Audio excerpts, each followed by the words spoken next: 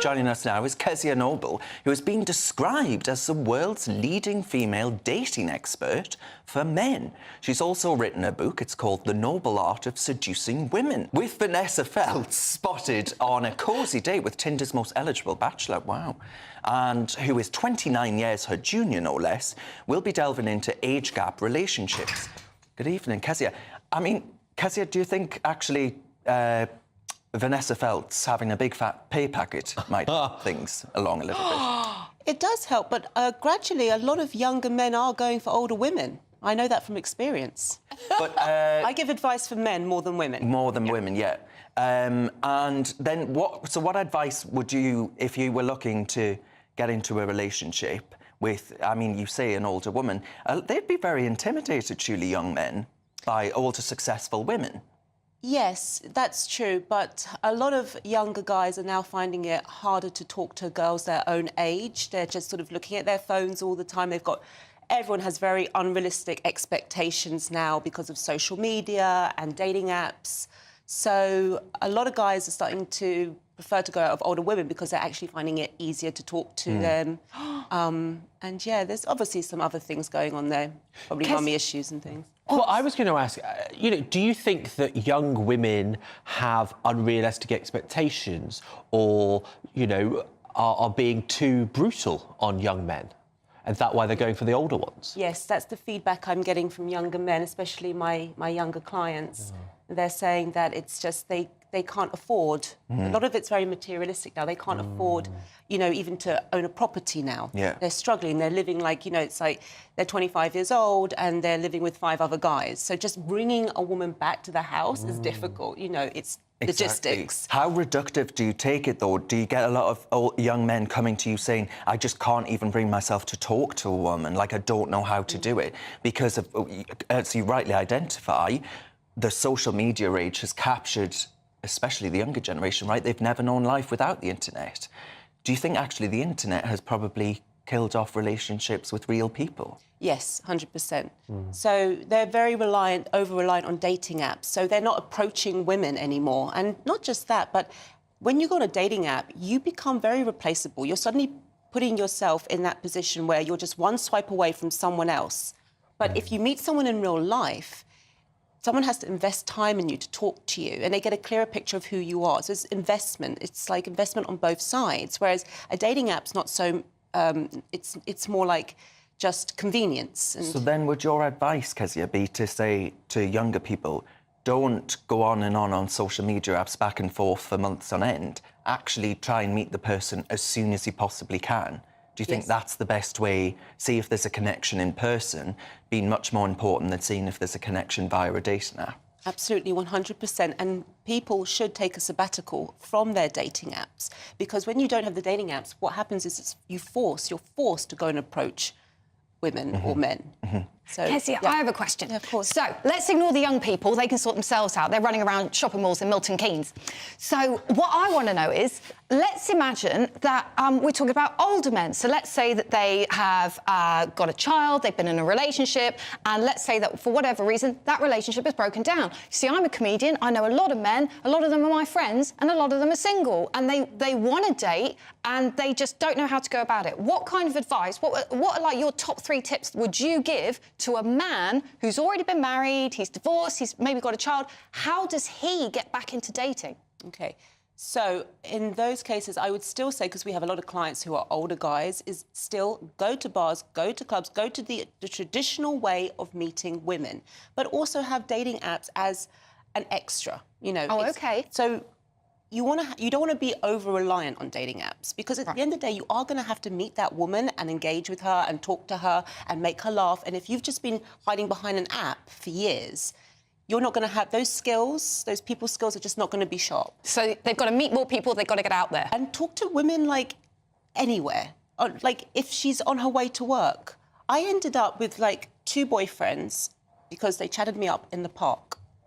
I was minding my own, but park is a great place to meet women because no one's in a rush in a park. Anyone that's My stories are very different.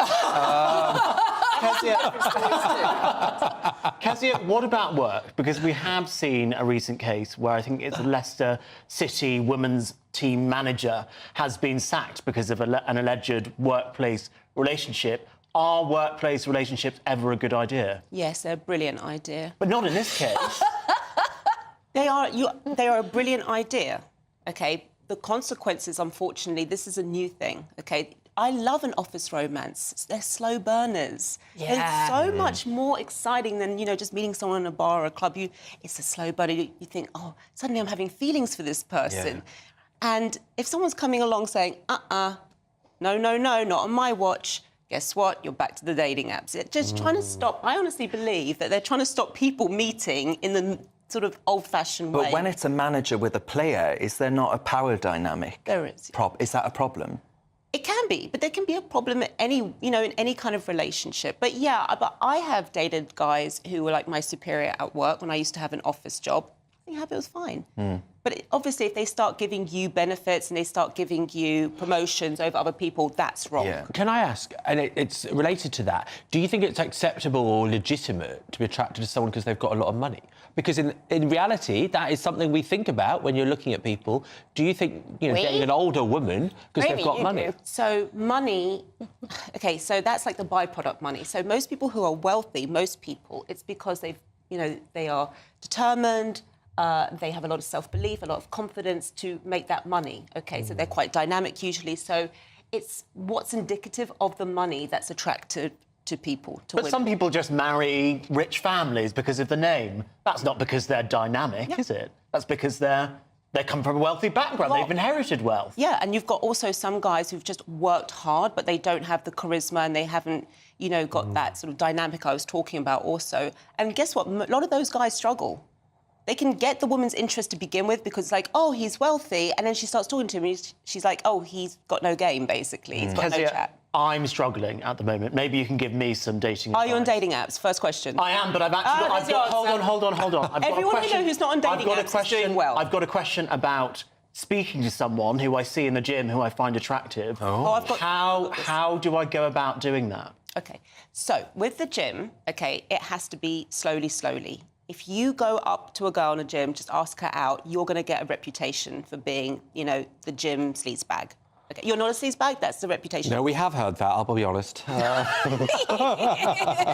So what you want to do, first of all, is you just want to approach just, like, friendly and just go, hey, you know, what are you working on today? We did say hi for the first time the other day. Just ask. OK, so what you've got to do is every time you see her, you've just got to add on a little bit more. Just extend the conversation. But what you've got to do, which is really important, is make sure that she sees that you're talking to everybody else at the gym because you're that friendly guy, right? Oh. Got to be that friendly Kezia, guy. what if the she is a he?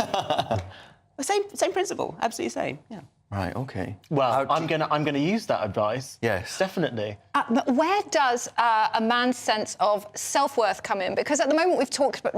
What I worry about is that a lot of my friends who are going through this new change of life, they value themselves less because they haven't got a partner. I mean, have you got any advice for how sort of men can build themselves up to get that kind of bravery to approach that woman or man? Yeah, so what they need to do is they need to start approaching, they need to feel rejection, believe it or not. They have to go through, you know, that pain threshold. So they have to take the rejection so to they deal can with get it. numb to it. You have to get numb to rejection. If you're never approaching, you're going to be so scared of the rejection that it's just going to make you very, what's the word when you... I'm scared of rejection, vulnerable. for sure. Three vulnerable. syllables. What is it? Sorry. Procrastinate, that's the word. Yes. So in your book, The Noble Art of Seducing Women... I didn't choose that title, by the way. That was my publisher's choice. Great, you've got a great publisher. Yes. I got a good surname that you can do a lot with. Yes. So do you go into talking about... Because the one thing that we hear a lot in the news at the minute is the fact that people just aren't having kids, not in the same way they used to. Do you put that down to the way in which people are simply not meeting? There aren't as many relationships as perhaps they want, so relationship breakdowns are a lot more likely. Is that a real problem? I haven't seen an increase in relationship breakdowns. In fact, I see people holding on to marriage for dear life. Really? Yeah, because they can't afford not to be together anymore.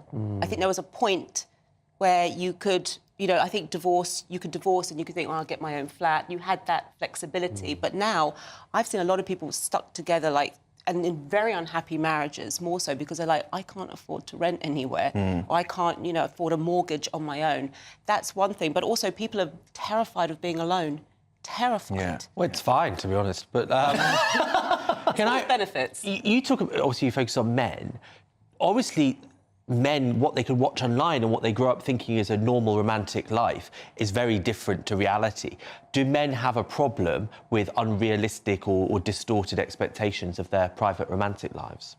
Not as unrealistic as women, but yeah, it's still unrealistic because they're seeing all these beautiful women, that they think they've got some sort of connection on because they've sort of, DM'd some girl on Instagram and they've created, and then there's OnlyFans and all this, completely delusional. Let's be honest, there's a lot of guys out there who are delusional because they're dying for that contact with somebody, man or woman. They're dying for that contact. And so they sort of created this narrative in their head that, this is my online girlfriend or something. Yes. There's something between us. She understands me. It's like, no. So they can't do it in real life. They can't make that connection in real life. No, they can't, because if you're texting, think about it, we're all texting and we're all very funny in our texts and we've got the right emoji, we can re-edit, go back to it. Real life, there's no re-edit button when you're talking to someone. Absolutely. That's it. Kezia, if people want to find out more about your work, where can they go? You go to my website, kezia-noble.com. Kezia Noble, thank you very much for your time. Now, still to come tonight...